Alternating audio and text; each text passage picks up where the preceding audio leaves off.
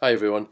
So I'm just going to explain what we're going to be doing for our preparation for your essential journalism exams, which take place in a week on Monday, the Monday of Reading Week. Um, I'm going to give you a video now to have a look through, and that is a walkthrough of the online essential journalism exam, a sample paper to get you familiar with how it works, question by question, and the kind of topics it covers. So it's we went through this in its Med 220 newsroom last year, at the end of the module amid lockdown. So the video is the same thing we looked at then, but this will be a good refresher for you. Bear in mind that the video was put together before COVID, and it's the video I use to brief students every year for the essential journalism exam. So there's a couple of things in there where I mention next week's class in Med 220 newsroom or something like that. That doesn't apply. And I occasionally mention what will happen when you're in the room for the exam. Ignore that as well, because it's going to be very different obviously this year.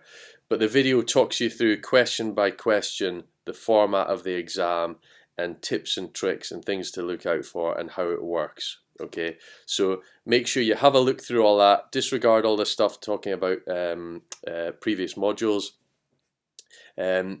Just watch through the video and it will give you a full idea of how the exam will work question by question. Okay, remember that this essential journalism exam, the bulk of the questions are about being given a load of information that is like a press release or something like that, and you have to spot what the key angle of that story is, and you have to write it up very quickly with perfect spelling, perfect grammar, perfect punctuation, and no factual inaccuracies in terms of details from the story.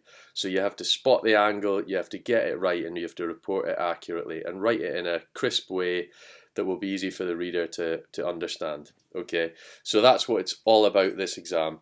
It's not something that you can revise for, but it is something you should practice for. Okay, all the way through Med 220 newsroom, we were doing this every week. So you had to find a story, you had to get the information, and then you had to write it up in a 300-word story. Remember, I told you a nice tight intro of 20 words or fewer. Follow the pyramid structure, most important details at the top, less important stuff towards the bottom. Your best quote in the third or fourth paragraph. Spelling, grammar, punctuation, absolutely perfect. So read, and read again to make sure that you've got it right before you click submit.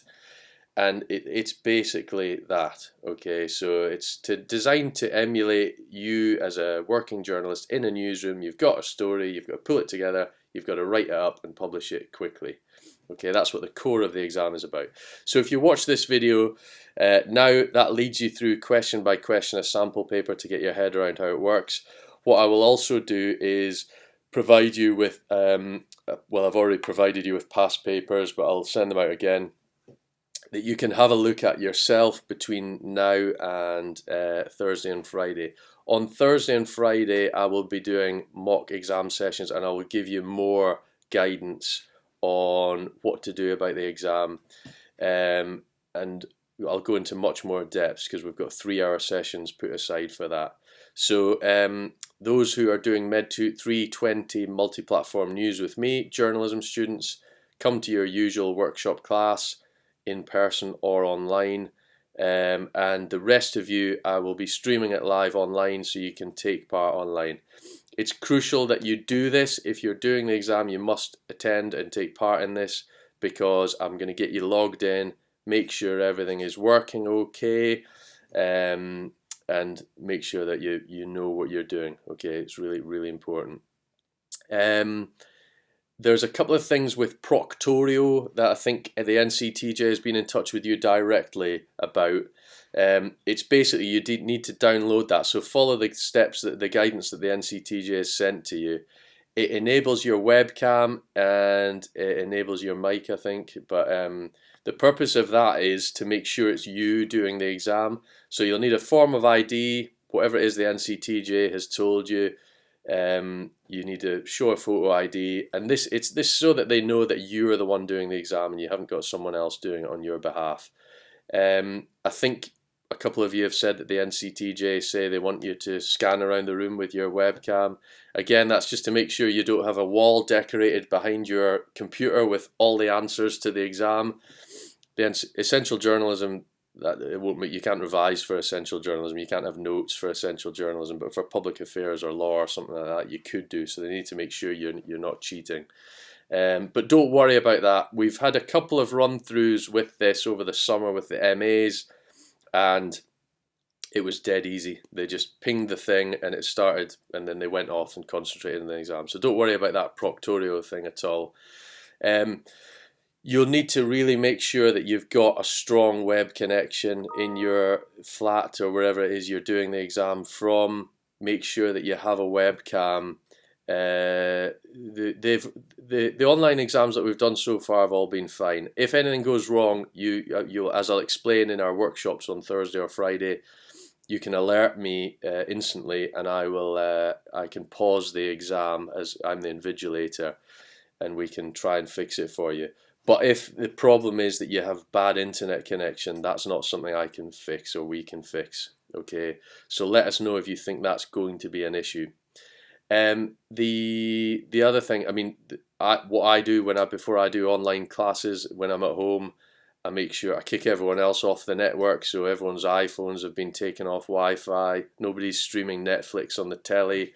All of those things are important to maximize the bandwidth, and so we don't encounter any problems. But you're now used to doing online learning, so hopefully you've kind of addressed a lot of those things.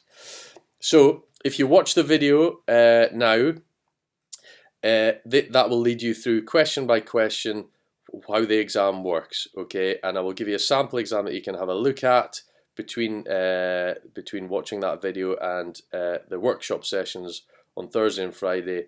And in those sessions I will go into great depth and I will set you up with an exam and let you have a go. It won't be exam conditions, it won't be that I'm giving you a mark. You're not going to pass or fail by doing this. This is so that you get your head around how it works and to make sure that it does work for you, so that if you encounter any problems, you encounter them in that practice session and you don't have to, on the day it'll run very smoothly. Okay, so that's it. So if you have any questions about any of it, please get in touch with me. Otherwise, I will see you on Thursday or Friday, and those of you who aren't on Med 320 multi-platform news, I'll send you out a link to a web conference thing so that you can take part from home online. Okay?